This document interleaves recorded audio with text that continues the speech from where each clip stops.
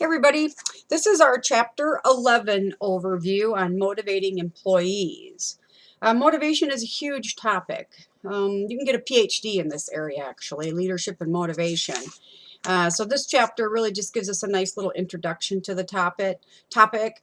It talks about how motivation actually works, kind of gets into some of the different theories that have helped us develop our ideas about motivation. So starting off with, in this chapter, it starts with the content theories. Don't let the theory stuff, turn you off. It's just some certain researchers belong to this camp of theories and some researchers belong to this camp of theories. Content theories are just that. They're talking about the motivators themselves, the content of the motivation. Three guys are the main guys that believe in this, and they have a little bit different twist on each of these, and they have their differences, and some, there's a lot of people that argue one is better than the other, and you can make up your mind to that. The one that's the most familiar to most people is the Maslow's hierarchy of needs. And if you look on the bottom of page 297, you'll see the pyramid. The pyramid's what most people are familiar with. And at the bottom, you see the physiological needs, then it goes up to security, social esteem, and self-actualization. So when we look at how we relate this to work, Maslow is telling us that most people have the base need of the physiological needs of life, like food, water, a place to live. Your workplace provides that by paying you a wage, right? Once those needs are met, people start thinking about their security. And when they think security, they're thinking like, being able to have medical checkups or have health care and things like that. Well, a company can provide security needs by offering insurance. Social needs. Most people are looking for relationships, friendships, love, all that good stuff, a community, so to speak. Well, a company can also provide that. You spend more time at your job than you do, more hours with the people at your workplace than you do with your families. If you work a 40-hour week, and then you get home and, you pick the kids up and you go home, you feed them, you wash them, you put them to bed, you get them back up in the morning, you feed them, you wash them, you put them on the bus, and you don't see them again. So we haven't spent a lot of time with our coworkers, and that's where a lot of our social needs come from. The esteem needs, most of us want some sort of, we have self-esteem needs, and we look for acceptance and recognition. Again, we can get that at work for the work that we do and from our peers or people that we respect or our boss or whatever. Then at the top are the self-actualization needs. This is kind of like the stuff that you do and not get paid for. Or what's your dream job? I had you do this little meditation thing. Close your eyes. Think about what's your dream job. How are you going to get there? Right? Our dream job is the one that helps you live up to your full potential. It makes you the most happy. And a lot of us, when they're asked what their dream job would be, are philanthropic, meaning that we would like to, do good things for other people, like work for a nonprofit. Well, you don't make a lot of money doing that usually, so it's not the biggest motivator. Some of the things that can help play into that in the workplace, like on the bottom of page 298, flex time, part-time work, telecommuting.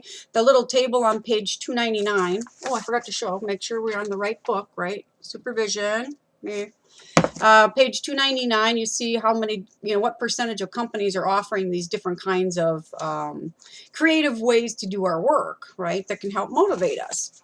Then McClellan, he's the next guy that that this book talks about, and his has to do with achievement, power, and affiliation, meaning that we all have certain needs for achievement, power, or affiliation. Excuse me. And in my leadership development class, you take tons of tests throughout the whole book. The book is like a workbook, and when I do the testing, I have a real high need for achievement over anything else.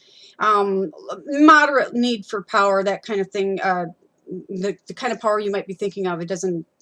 I don't look for or care about things like that. I don't care about titles, put it that way. And then the need for affiliation is extremely low for me.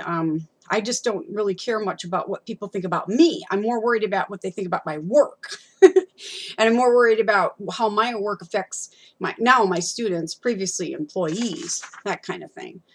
Then they go on to talk about Hertzberg. Oh, by the way, before I leave that, if you can figure out, if you have an employee, how this applies. If you had an employee that is like me, that has a high need for achievement, You don't offer us titles as a motivator. Well, I'll give you a promotion. I'm not looking for a promotion. I need a way to do my work better, more effectively. Give me tools. Then I'd be happy. Herzberg, that's the third guy, third content theory. His two-factor theory talks about hygiene factors versus motivating factors. Basically, it's just if you're dissatisfied with one versus satisfied with the results of the other will motivate you, okay? Now, process theories. Only reason it's got a different name is because these people, the researchers that believe in process or support process theories, just feel that it's the process of motivation that's more important than the specific motivator, like money versus a promotion, okay? And Vroom's expectancy valence theory, it's pretty simple, really. Valence, just a fancy word for value. Expectancy is just what it says, what you expect. And then instrumentality, the likelihood you're going to get what you expect. So if you look at his little chart on the top of page 302, it's basically whatever you expect to happen. If it doesn't, you're not going to be motivated. That's all it means. So whatever it is that you value, if you expect that it'll happen, and when it does, and if it's of the same value that you thought, then you're very motivated to do more. Okay. Then Skinner's reinforcement theory. Again, this is a very popular theory. I mean, pretty well known. Most of us, if you have a dog or a cat, we're pretty familiar with some of these reinforcement theories, positive versus punishment. But it's all about behavior modification. And we have enough studies, and they talk about it here, to already know that punishment doesn't work. It's the last resort. Okay. And if we were going to go deeper into this topic, we'd even talk about positive negative reinforcement, which sounds crazy, but it can work. And then the motivation theories, all of these theories, and then how does it tie into the law? Well, this is all fine and dandy, right? But the thing is, if whatever you do does not come across as fair and consistent and all that good stuff, you might be breaking the law. Like FMLA, we have to understand FMLA, things like that. Now, the first part of the chapter we just talked about kind of sets you up with this whole background of what motivation is. The next part talks about some of these real motivators and what we can do. So money as motivator, they start out with. Now, I had you view the TED Talk by Dan, I can't pronounce his name, Ariely, who wrote the book Predictably Irrational. Actually, I have it on my shelf right there. I can see it. It's a really good book. It's fascinating stuff. But I think if I remember right, he talks a little bit about extrinsic versus intrinsic rewards. Extrinsic, it's just a fancy way of just saying anything outside of yourself, like money. Money's is external. If you if something is internal, like personal satisfaction, that's intrinsic. It's inside you. Okay. And so some rewards are external, some are internal, okay? When money's the motivator for some people, then it's an extrinsic reward. So then when we talk about money, then most of you at work you've seen a lot of this stuff. You've seen different financial incentives. You've seen piecework systems, bonus systems. If you work in sales, you maybe have worked under commission system.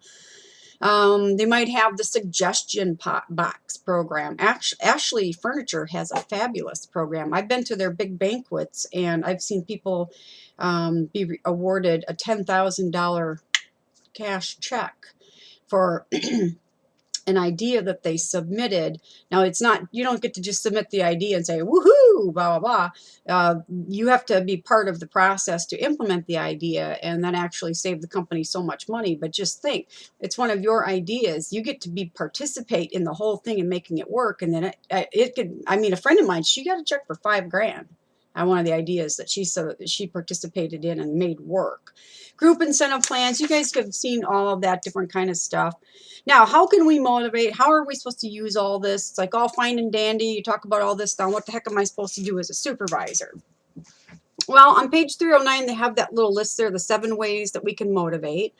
And some of us have control over that and some of us don't. If you're in a middle management position, you might not have the luxury of saying, let's do job rotation or whatever it is. But within your own teams, you might be able to control that. Okay. It talks about theory X, Y, and Z. If you're theory X, you kind of believe that people don't really want to work and you got to use the whip to get them to do their job. You're the one that believes that if you're gone anytime from work, everybody's just going to lay around and not do anything, right? If you're a theory Y believer, you really do believe people want to work hard and they come to work with good intentions. I'm a theory Y, theory Z thinker. I don't think anybody gets up in the morning and says, geez, I hope I have a really crappy day at work. Gosh, I can't wait to get there and just have everybody holler at me and I'm going to do everything wrong. I don't think most of us do that. We really want to go to work. I mean, granted, we have crappy jobs now and then. I mean, all of us have had a crappy job, but it's a job where it's either a stepping stone or we're learning or, you know, we're working towards something else. But we don't necessarily stay there like that. Then you can look at all the different ways we can make work interesting and change expectations and rewarding, blah, blah, blah. But the one that's most important to me on page 313 is basically if we treat individuals or people as individuals. If we don't try to have a blanket program, one size fits all, you're going to be more successful. So don't make assumptions about people and what motivates them because you may not have a clue until you ask because remember the perception is reality. Motivation is all about perception and you and I are going to look at things very, very differently. Okay. Like for example, we still have another wind advisory, 50 million below wind chill, blah, blah, blah. I had to go put on an extra big giant fleece sweater in my office up here. But you know what? It doesn't bother me. I go snowshoeing every weekend. I love this weather. I love the deep snow. My big dog and I, we just love it. But I have a friend who, suffers from depression in the wintertime, from the SAD disorder, the seasonal affective disorder. And so it's perception. So it would just be foolish for me to say, well, maybe we should go outside. Let's go outside and go snowshoeing. You'll feel so much better. Oh my God, she'd hit me over the head. So we can't make any assumptions that we understand what motivates one another. Okay? Well, in a nutshell, chapter 11, very brief. And the next one should be probably chapter 12. See you then.